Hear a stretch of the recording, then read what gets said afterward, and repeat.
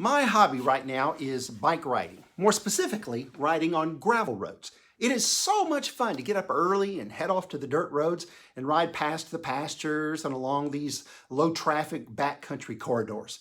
Some crazy things happen. You see all sorts of wild and domestic animals. I will say you are welcome to the farmer whose calf I chased back behind the fence from grazing in the ditch. On another occasion, some larger cows, probably no relation to the calf, were out on a different gravel road and knew better. They scattered pretty quickly when they saw me coming up over the hill, but one just kept running up the road ahead of me. I will admit that's a little bit scary riding behind a misbehaving cow that tips the scales at several times your own weight. Finally, she found the end of the fence and turned back into the pasture. The other morning, I was finishing up, for me, what was a good but pretty long ride. And this particular route I have ridden multiple times, and it has me climb 4 pretty significant hills at the end of my ride. Now, I know the adage, proper prior planning promotes peak performance. Well, in my defense, it's hard to head north without eventually having to come back south if you want to come home. Anyway, I was on the 4th of the hills. And this is a hill I frequently bail off the bike about halfway up and walk for a bit. By that time, my legs usually need a break and my feet are a bit numb and benefit from getting off the pedals. But this day, I changed my habit. Instead of looking up the hill to the top, I lowered my head and picked out a rock. I pedaled to that rock, then I picked out another rock to which I pedaled. From there, I picked out another rock and pedaled, and you get the picture. In a short time, I was at the top of the hill, still on my bike and feeling pretty good. Now, I don't know if that's a strategy for all time that I will use whenever I have to climb a hill. What I do know is that it was a strategy for this time that worked. It's great to have strategies for all times, but those are in short supply. And frequently, all we have is a strategy for this time, and we sometimes cause heartache and conflict and poor performance by insisting that our this time strategy is really an all-time strategy. Businesses that don't innovate and try new ideas can struggle.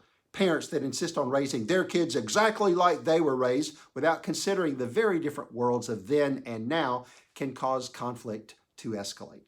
And even churches that fail to incorporate new practices can risk looking irrelevant or like an entity that has little to say to the real struggles of right now. The Hebrew writer talks about all-time and this-time strategies as he seeks to encourage his audience to live faithfully for God.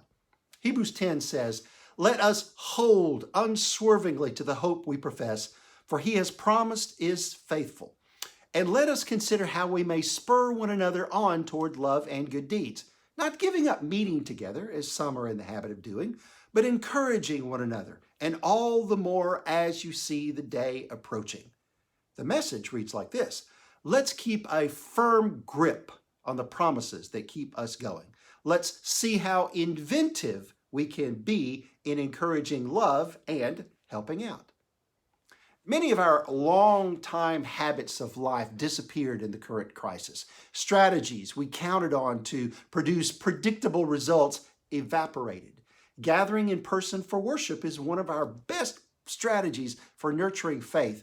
And the Hebrew writer affirms that God's goal does not change in difficult times. But the goal here is not church attendance.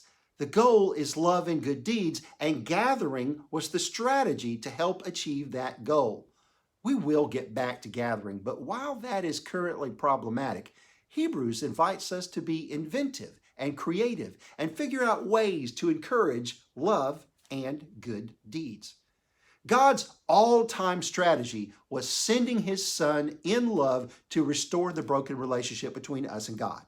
Our all-time strategy is to hold unswervingly to our hope. Given how much of himself God has invested, I think we can move forward in confidence and develop short-term or this-time strategies to celebrate and remind ourselves of all that God has done and continues to do for our benefit. How can we best hold on to our hope? How can we encourage love and good deeds? Well, you may need to test out some uncharted waters, or you may just need to pick out a small goal right in front of you and pedal to it before you pick out a new goal and move forward to it on your journey of faith. A starting place might also be to read the next chapter or 11th chapter of Hebrews to see the kinds of things others did. Some may seem daunting and unreachable, but you might just be ready to give that kind of effort. Blessings to you.